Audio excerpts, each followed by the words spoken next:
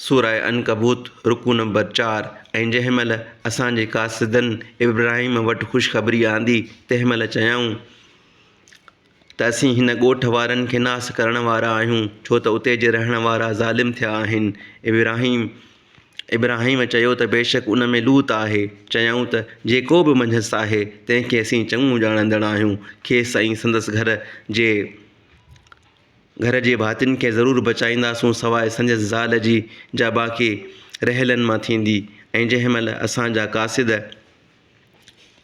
लूत वटि आया तंहिं महिल उन्हनि जे अचण सबबा नाराज़ थियो ऐं उन्हनि जे अचण सबबा दिलि तंग थियो ऐं उन्हनि चयो त न की ॾुज ऐं न की ग़म खाओ, बेशक असीं तोखे ऐं तुंहिंजे घर जे भातियुनि खे बचाइण वारा आहियूं, सवाइ तुंहिंजे ज़ाल जी जा बाक़ी रहियलनि मां थींदी।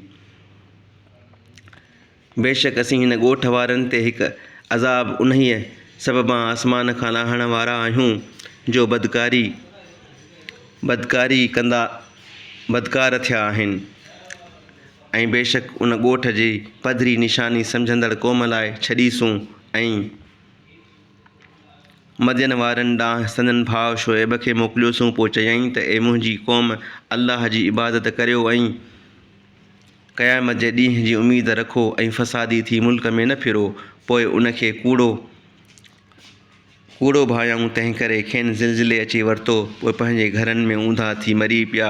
ऐं आद ऐं समूद खे चट कयोसूं। ऐं बेशक संदियुनि किन जायुनि मां अव्हांखे पधिरो थी चुको आहे ऐं शैतान उन्हनि लाइ संदनि अमल सींगारिया हुआ। पोइ खेनि सिधी वाट खां झलियाईं ऐं उहे सम्झ वारा बि हुआ। ऐं कारून ऐं फ़िरऔन ऐं हामान खे बि चट कयोसूं। ऐं बेशक मूसा पधरनि मौजिज़नि सां वटनि आयो। पोइ मुल्क में वॾाई कयाऊं ऐं अॻिते वधी वींदड़ न हुआ। पोइ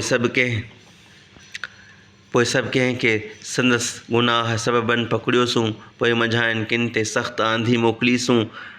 मंझाइनि किन खे कड़के अचे वरितो ऐं मंझाइनि किन खे ज़मीन में गिहायोसूं ऐं मंझाइनि किन खे ॿोड़ियोसूं।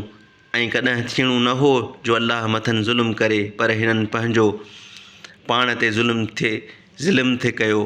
पोइ जिन अल्लाह खां सवाइ ॿिया दोस्त वरिता आहिनि, तिन जो मिसाल कोरीअड़े जे मिसाल वांगुरु आहे, जंहिं घर ठाहियो ऐं बेशक सभिनी घरनि में वधीक हीणो कोरीअड़े जो घरु आहे। जेकॾहिं इहा ॻाल्हि ॼाणनि हा त ईअं न कनि हा। बेशक जंहिं शइ खे अल्लाह खां सवाइ पूॼींदा आहिनि, सा जेका बि हुजे, तंहिंखे अल्लाह ॼाणंदो आहे ऐं उहो ग़ालिब हिकमत वारो आहे। ऐं इहे मिसाल आहिनि जेके माण्हुनि लाइ बयानु कंदा आहियूं ऐं उन्हनि खे ॼाणंदड़नि खां सवाइ कोन सम्झंदो आहे। अल्लाह आसमाननि ऐं ज़मीन खे चङी रिथ सां ख़ल्क़ियो आहे। बेशक इन कम में मोमिननि लाइ वॾी निशानी आहे।